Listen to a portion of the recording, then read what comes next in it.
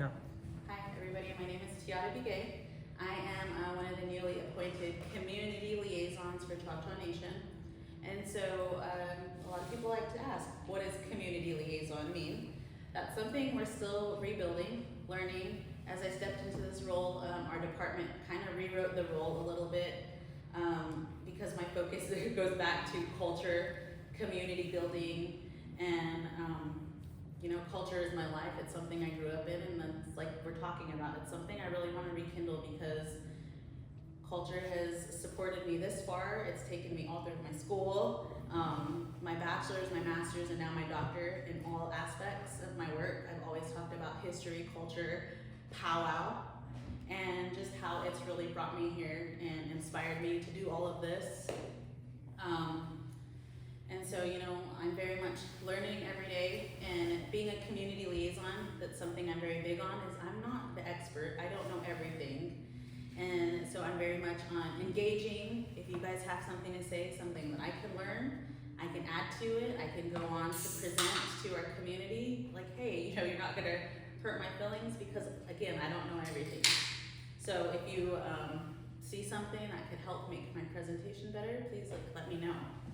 But through this presentation, going back to community liaison, so really with being a community liaison, we really just want to engage with the community. For the most part, I've understood that it's always our department going out and teaching, but never really understanding what the community knows, what they want to learn, and so it's kind of been a little bit backwards in some sense.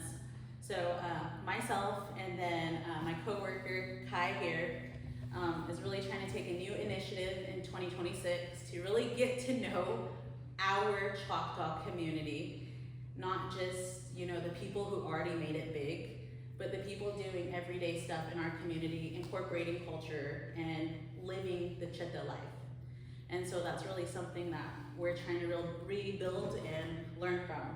So we're really big on community engagement, like I said, getting to know our community. So to start my presentation, song, dance, and instrumentation. It is a fairly short presentation, but again, it's because it's a subject that's never, Reno?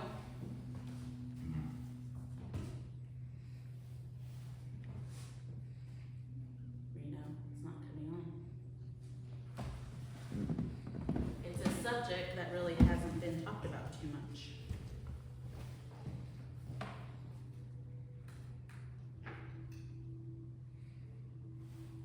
Oh, there we go. Yay! Okay, so you didn't miss too much. So I like to start out this conversation that Choctaws have always had some kind of relationship with song, dance, music. And not that it was just something done for entertainment, but it was a spiritual aspect. And so this is one of our earliest renditions of a ceremony, a dance, and this is by George Catlin in the mid-1800s, 1835, 1837. And so sometimes George Catlin can be a little controversial because he went around the United States, interviewed, got to learn about a lot of different tribes. And there's been some inconsistencies of him, mixing Choctaw and Plains culture. So there's a little bit here and there where, like I said, a little bit discrepancies. But this is one of our dances here, that's Eagle Dance. And so this was, spiritually, culturally, we did have certain reasons for doing this. When it came to the Eagle Dance, we know that the eagle is one of the birds that we have the utmost respect for. Spiritually and culturally, we say that I was taught that our eagle feather, the reason why we wear eagle feathers, we pray with eagle feathers, is because it flies highest. And so whenever we pray, whenever we practice our culture, we practice our ceremonies, we pray with these eagle feathers. And we use these eagle feathers because they connect us closest to Jehovah. And so this is something that's not typically practiced anymore. This is one of those so-called lost dances. And I believe that it's very much lost to the public eye, but not lost, as we said, culturally. And there is very good reason for that, because again, it goes back to monetizing culture or keeping the culture, you know, strong without it being tainted from outside European forces. But this is a rendition of the Eagle Dance. And we talk about, too, Choctaw songs and culture, in that we had songs, you know, not just, again, for entertainment, but we had songs for war, we had songs for games, we had songs for life, we had songs for death. And everything was very unique in that there were specific words that went along to these songs. There were special dances and movements that went along to these. And something very unique about the Choctaw people, as opposed to native tribes like the Plains, where they said that there was a big distinction about what men could do and what women could do. So plain style, they said for a long time, women weren't allowed in the dancing arena, that it was only for men. But Choctaws specifically were very unique in that we were very big on maintaining that balance of always having that man and woman, that respect and that balance for life, and that the Choctaw people never sidelined their women like other tribes. That they were very much incorporated or involved in some way, whether it was, so like on the side here, we do have women supporting and we have all the men here playing. So this was obviously a time, if you didn't know, it was Choctaw stickball, that at one time it was only for men, and that at one time there was only a game for women. And then, you know, now we have co-ed games. But, so at this time, again, this is George Catlin, 1830s, 1840s, that we have this depiction of a stickball game being played. And so it was said that before a lot of stickball games were played, that they had these, you know, ceremony games to hype up, or their ceremony songs to hype up their players, to encourage their players, to give them motivation. And then it's the same thing with the women, but also when it came to the women in the forms of these dances and stickball, it was, from what I understood, at times very humorous, that it was like they gambled on the men. So sometimes they were the ones distracting. Going back to, not only did we have songs and dances for ceremony, but we also had songs for games. And this is something that our department is looking into right now, is that we actually found a traditional song that goes to Naki Loma, which is the hidden bullet game. And so this wasn't, you know, just a game of hide and seek under the hat. It was a very strategic game that made you work your mind and also your hand movements, that also helped you strategically practice negotiations and that tell face. And so even the song that goes along with this, the words were depicted, yeah, you're watching what I'm doing, but you don't know where I'm going with it. And so that was very unique, that, you know, it's also a lot of humor. And, you know, in indigenous history, a lot of times they talk about it always being so serious, always being so violent. But that's something that's always misrepresented, is that it wasn't always so strict like that. That we lived life, we practiced these ceremonies, these songs, these dances, because it was a continuation of our culture. It was our life ways that, yeah, maybe we had this stressful time in our lives, but this is how we're gonna cope and we're gonna stay together. So they were very much strong songs of unity, and then again at times of faith, so to say. So we kind of move into Choctaw hymns. There is a little bit of a gap when we're looking at song and dance, because, you know, we have the assimilation era. But then we go into Choctaw hymns that started early 1800s as well, where they say the incorporation of missionaries coming into our Choctaw villages, our Choctaw homelands. And it was said that some of these Choctaw hymnals were actually sung on the Trail of Tears.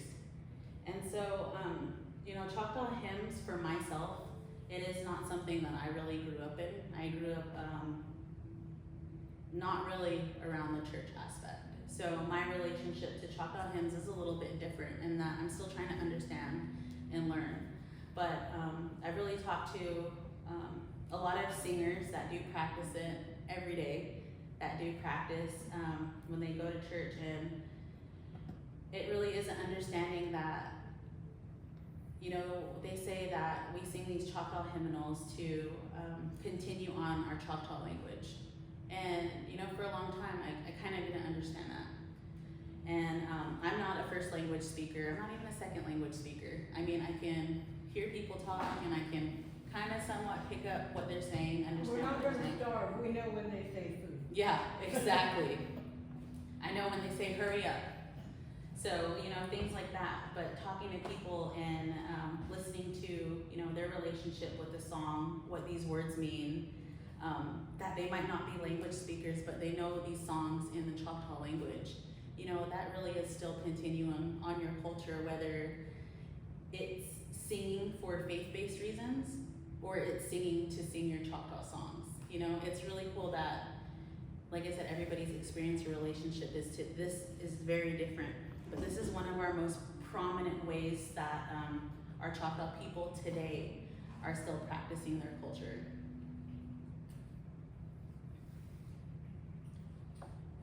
And so, going back to, like I said, this is one of the most prominent ways. You know, we still have a lot of Choctaw groups going around. We have a lot of elders going to do the Choctaw caroling. We've got the apps now where you can read the Choctaw hymns on your app. If you didn't know, I believe that's what the app is called, Choctaw Hymns. But you know, that's one of the ways that people are learning to read it, learning to sing it, and being able to talk the Choctaw language without knowing the language itself. And so, really funny. You know, like I said, I'm not really a Choctaw hymn goer. I'm not really a church goer. I grew up a little bit more spiritually, culturally spiritually, and my grandpa kind of had an issue not too long ago where he reverted back to 100% speaking Choctaw language, and all of a sudden he started singing Choctaw hymns every day, and I was kind of like where did this come from? You know, like it was like a whole different life of him that I never knew about, because that's, like I said, it's not something I grew up with. And so whenever my grandpa started singing these songs, of course I knew some of them because they're sung a lot around Durant area. That's where we're from. We're headquartered in Durant. And so when I started hearing these songs that my grandpa was singing, I went and grabbed my book, and I was like, at least I have the resources to, you know, to find this tune and sing it. And so for the first time in my life, I was singing these hymns, and it was good. It made me feel good because me and my grandpa were able to connect when nobody else was able to connect with him at this time. And did you record it? little bit. During this time, I, you know, like I said, I don't know the language, so I had a hard time talking to my grandpa. And so I invited an elder in about his age, because now we have, you know, new Choctaw language, old Choctaw language. So I brought somebody in to talk to him, and she was about 80 years old as well. And Grandpa's like, he got to a point where he said, I want to sing. So I got my book again, and I just started singing with him. And she said, you know what, you really need to start memorizing those and quit reading that book. And she's like, that's how they learned them. And she goes, that's how you feel it in here. And I kind of had to giggle, because, you know, she scolded me. And I kind of had to giggle. Right. Yeah. And I kind of had to giggle, and I was like, yeah, I know.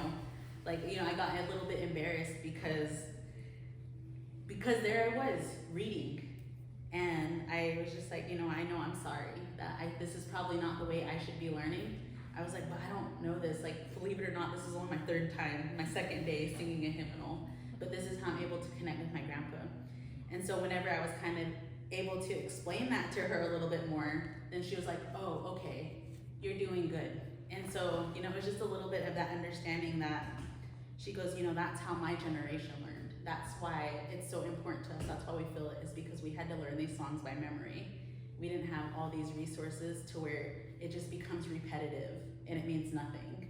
And so even her giving me that perspective that it would mean something more, putting it into my memory, you know, that was like huge for me. And, you know, that was, like I said, she kind of scolded me, but then that was like also my wake-up call that, yeah, I do need to learn these, so that way I do feel them. I was gonna say, like in Mississippi, when you go there and you hear people speaking the language, it's very melodic. It's not, like how you hear it here. There's feeling and there's love in it and there's passion. Yeah. And you totally know the difference from when somebody's playing versus when they're feeling it. Like you can tell. And so like even through that experience, like I said, that's given me a whole new perspective of when I need to be going out and learning and what we need to be talking about, and why they're doing these certain hymnals, why these certain hymnals are so popular and whatnot. So that's just a little bit of my spiel on that. Stomp dancing and social dancing.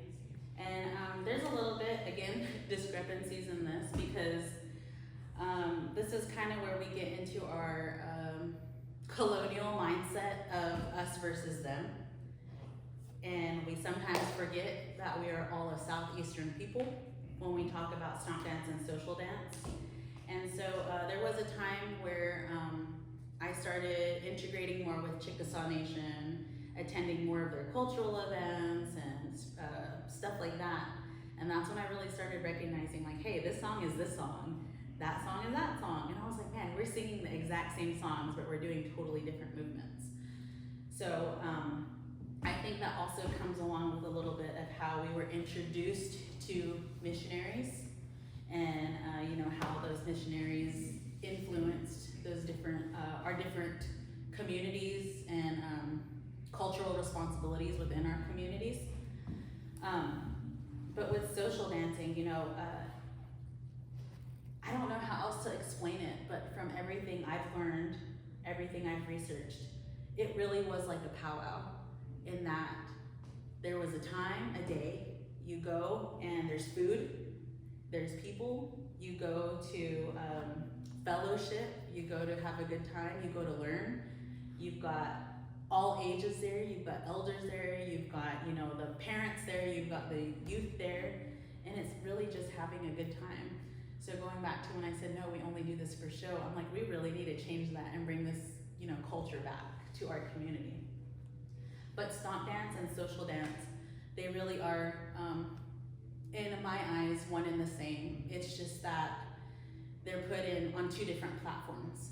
So stomp dance, it still very much is alive, happening, it's very strong. It's not something that's publicly out there. They don't say, hey, on Thursday night, we're gonna have this here. And that, again, is to protect it.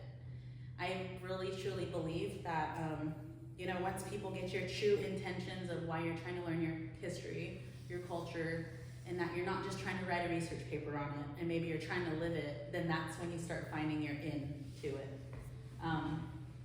So like green corn, a lot of people like to say, oh, that's in our history. No, it's still very much alive. It still happens annually when it's supposed to happen. And then, like I said, stomp dance. It's very much the same songs, the same aspect. It's just stomp dance is still that ceremonial aspect of it. And I think that's why social dances are so important too, is because it honors the different animals or different.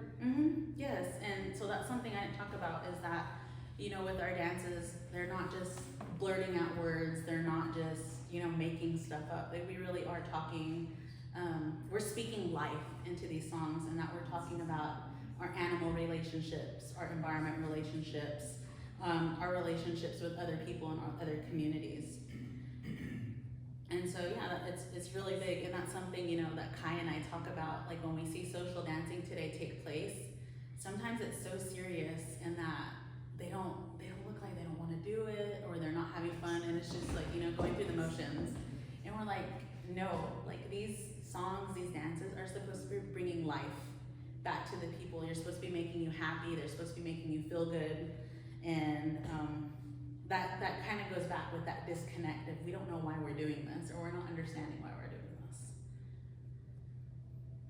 Going back to stomp dance and shell shakers, we're kind of moving a little bit more into the instrumentation part of the presentation of some of the sounds that are familiar to the Choctaw people, Southeastern people, is when it comes to stomp dance, there's 3 different styles of shell shakers or shakers.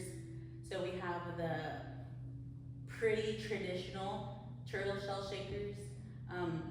So I've been told roughly 10 to 12 shells on on each leg, and I've kind of seen different things. From what I understand, it was really your preference. I've seen some grandmas with some pretty big turtle shells. I've seen some really small turtle shells. But man, and I don't know how to explain it, but it's just such a beautiful thing. So when one I got to really experience, it was an older grandma. She had,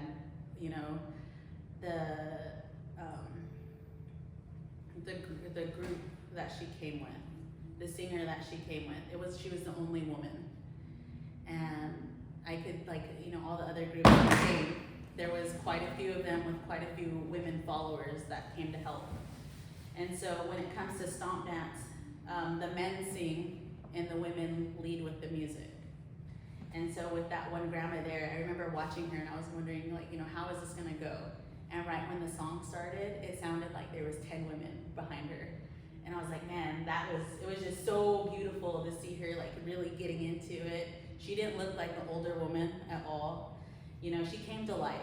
And I got really emotional just watching that because, again, it goes back to feeling the song, feeling the dance, why we're doing this, and making it have purpose. But so these are some of the more traditional style shakers. We have contemporary style of shake, more contemporary style because turtles are hard to come by. I've seen some shell shakers, turtle shells being sold for up to $1,200. Probably cheapest about $700. So pretty expensive. These we have milk cans, and so even these are roughly $200, $300. They're pretty expensive. Those are kind of newer cans. Yeah, newer style cans.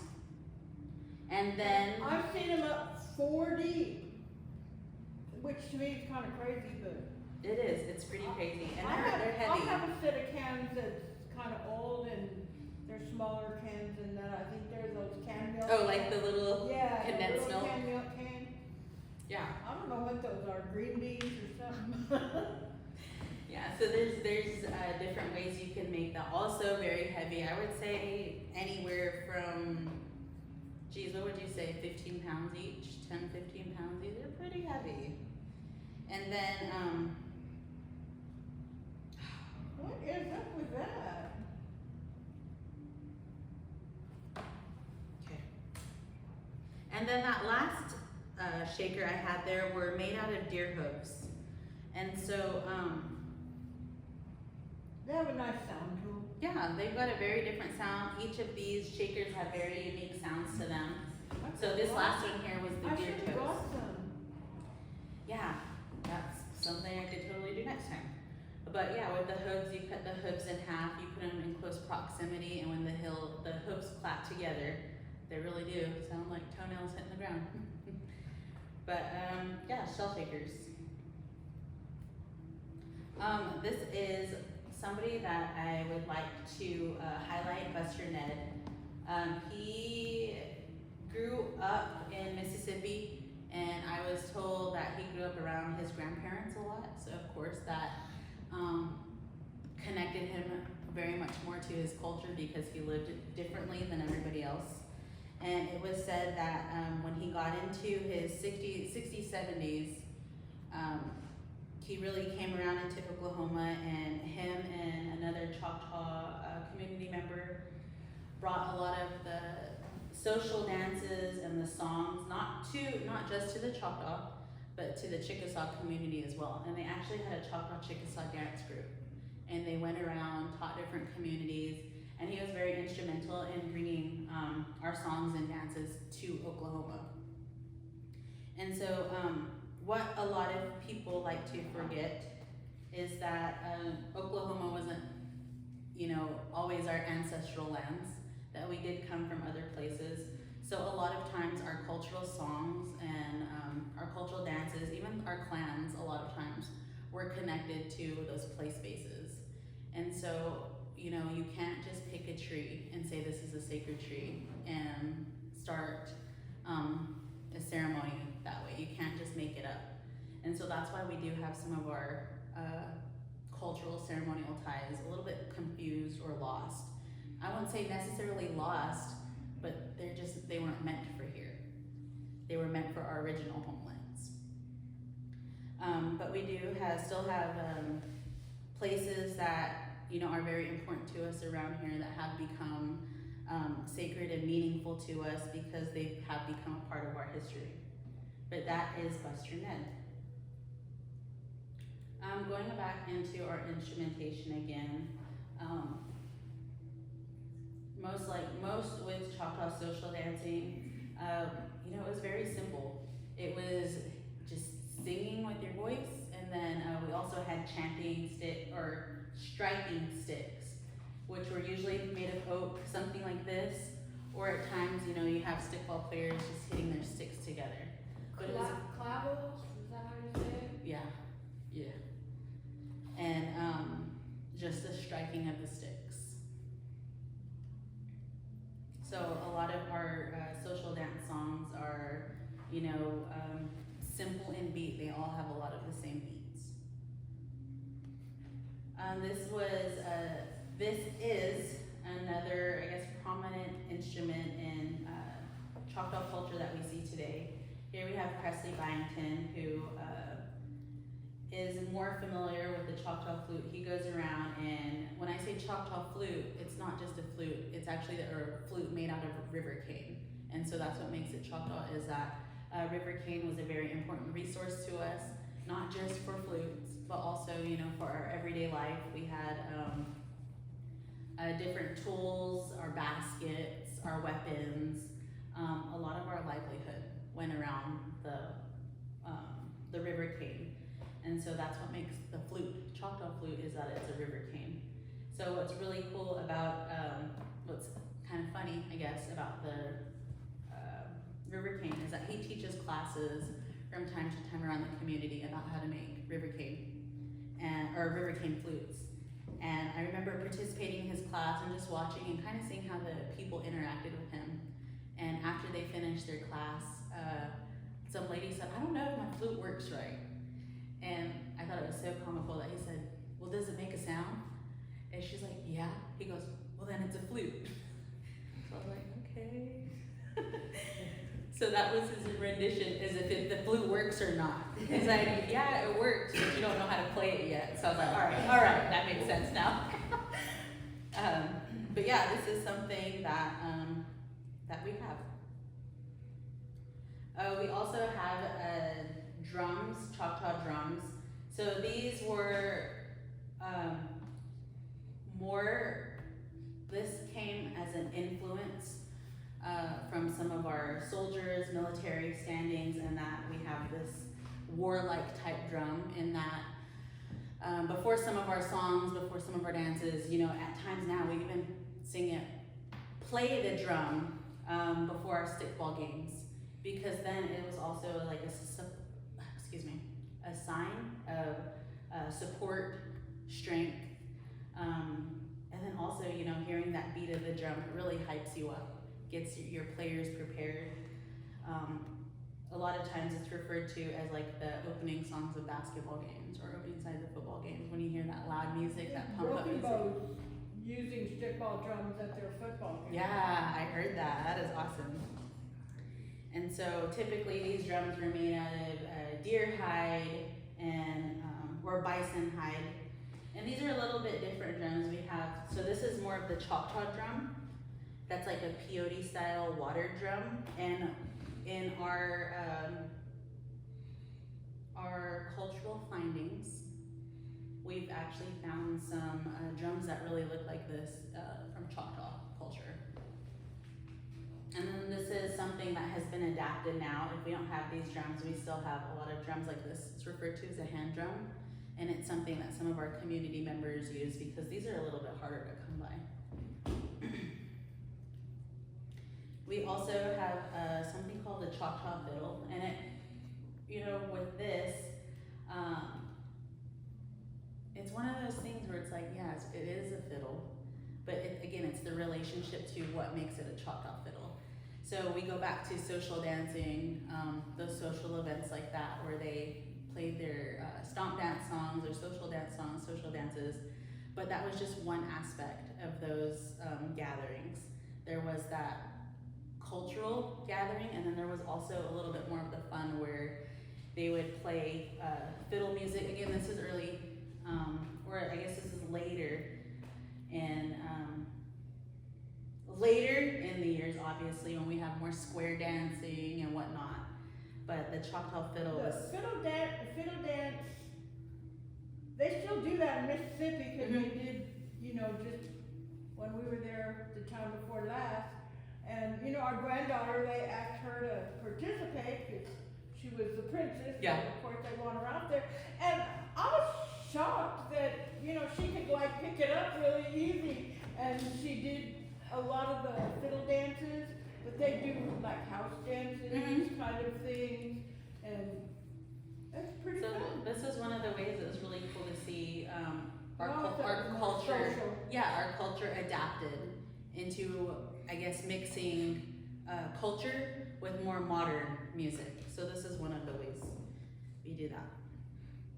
And they have a caller person that chants or calls to the fiddle dance song.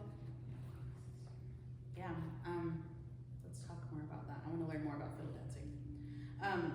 So this is really one of the ways I grew up, is in the powwow world. And a lot of times we like to hear that powwow is not Choctaw. Yes, very true. Powwow is not Choctaw. Powwow is a plains dance, but I am incorporating this back into our Choctaw culture, so to say, and just to explain it a little bit more, in that there was a time in our history that all of our Choctaw dances, our Choctaw ceremonies, our Choctaw language became illegal, where it was the federal government that said it is illegal to do this. If you are to be found participating in anything culturally, spiritually, anything to do with your cultural identity, you will be fined, you'll be punished, or you'll be sentenced to death. So it was very extreme circumstances if you were found practicing your true cultural identity. So for a long time, that's why a lot of our ceremonies, our songs, our dances went underground. And from my understanding, it was about early 1904, I believe. It was said that one of the Plains tribes actually came to Indian Territory, and it was a plain because we've got a lot of southeastern tribes here, and they didn't know any of the tribes that were, their new neighbors, and so, they were alone in that sense that they didn't know anybody. So this Plains tribe said, hey, let's get this community gathering together, a powwow, and let's share our songs, share our dances, and this is one of the ways we were able to be reunited into the indigenous way of life. Not necessarily Choctaw, but that we are reconnecting with our spirituality and our connections to, again, song and dance, because we were heavily disconnected. And so this is one of those modern adaptations in saying that it's okay to continue this life. So it wasn't until 1970, during the American Religious Freedoms Act, that we were allowed to publicly start participating and practicing our song, our dance, our language again. And when you think about 1970, that was nearly 55, 60 years ago. Not very long ago at all. And so, that's why, I really like to include this powwow dance style, is that, you might not know your own cultural ceremonies, your cultural doings. At times it could be very intimidating, to practice your own spiritual identity, to find your own spiritual identity. And I truly believe that with powwow, there are protocols, there are traditions, there are things you do and you don't do. But this is one of the most open ways you can get reconnected in finding your people, because then it goes back into, you can't just sit down and start talking to somebody about your culture, because they're gonna be like, what are you doing? What do you want? But developing that relationship, developing those connections to different people, to finding your community, and then going on and learning from there. So, for instance, reconnecting with my Choctaw identity, I got closer friends. I became brothers from people from, I became a brother. I got brothers from Alabama and parts of Louisiana, and we started talking more. And then they're like, hey, come to Green Corn. And so I was like, okay. And so that's kind of how that happened again, And so, you never know what your community holds. You never know what your community connections are. And it's really just, I guess, getting to know your people and letting them know what your true intentions are. And like I said, I believe it's one of the most easy ways to get connected, to go back to your cultural self. So I really do like to share this Choctaw powwow. We do have one in Durant every year. It's become an annual thing. We just celebrated our 20th anniversary. But like I said, it's one of those ways, if you go straight into ceremony, stomp dance, it gets very intimidating. But if you at least start with this, you start with an intertribal, then maybe you get a little bit more confident, you get a contest, maybe you get a little bit more confident, you start traveling. And so, like I said, it's one of those ways to get reconnected, a great introduction into where it's not so, oh, you're not doing it right. Oh, you can't do that anymore. Just getting a complete stop to it. I was going to say, the other thing is that people need to realize it's not Choctaw culture, but it is social, it is Indian, and not every single Choctaw in the nation married somebody white. They married somebody that was a different tribe because of the boarding school experience or whatever. Mm-hmm.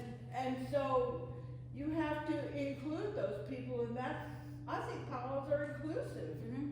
It very much is, and that's something too that's not well known, is that, yeah, Choctaws are for Indigenous people, but they're not just for Indigenous people. Like, it is non-Native and Native. Anybody can come eat, share food. Anybody can you don't even have to be a singer, you don't have to be a dancer. You can just go to watch. And, it's also very educational because you've got the MCs talking about what's going on, what's happening next. And it's cool. I've traveled all around the United States, Canada, and I've learned so much just from going to powwow and sitting down and being like, hey, why are we doing this? Why are we eating this? Just different things. You can learn so much, because even going back to food is culture. I skipped ahead on but this is my last slide. And these are just some of the people here that are all Choctaw, and in some aspect they have incorporated their Choctaw culture, their Choctaw identity back into their contemporary language. So for instance, Samantha Crane, she is Choctaw Irish, and she's more of a folk singer. She's somebody we've highlighted at the Cultural Center before. She performed here at Tuscaloosa. Yeah, she performed here too. And so I believe she does have some Choctaw language in her songs. Spencer Batiste, he is a pop singer. Lainey Edwards, country, and then Mark Billy, opera. And so if you're gonna check out anybody, check out Mark Billy. He's pretty cool just to hear Choctaw in another form of opera. It's really cool. But yeah, these are some people to look into. Hopefully in the next year I present this, I will have very, very many more to showcase. But these are just a little bit of what I know.